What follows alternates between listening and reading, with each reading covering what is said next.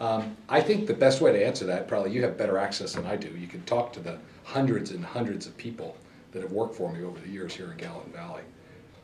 I mean, what you see is what you get with me. I'm a big believer in leadership. I mean, family's very important to me. I'm passionate about what I do. I love the outdoors. Here, I'm just giving you categories of things. I hunt and fish a lot. You know, I love the open spaces we have in the state. But at the end of the day, I tend to leave my personal things at home.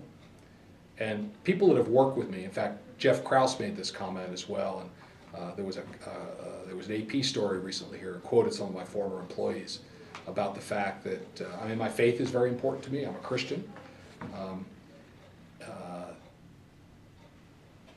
Everyone at Right Now Technologies knew I was a Christian, but that had no bearing on who we hired or who we promoted, except that my Christianity influences the fact that you never have to guess whether I'm telling you the truth or not. I mean, integrity is extremely important. I think respect for the individual is extremely important. I mean, that's just a little flavor. Okay. So kind of on that, like there are clearly places in public policy where those sorts of values come to bear, right? So for example, Governor Bullock's expansion of non-discrimination, I think the non-discrimination policy, I think is probably the right word, recently being announced. Would you maintain that if elected, or would you roll that back? I don't agree with how he did it, because he did this kind of like a midnight executive order. But I don't disagree with the sentiment of that.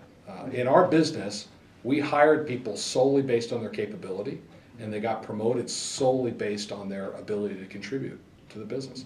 And I wouldn't run the state any differently.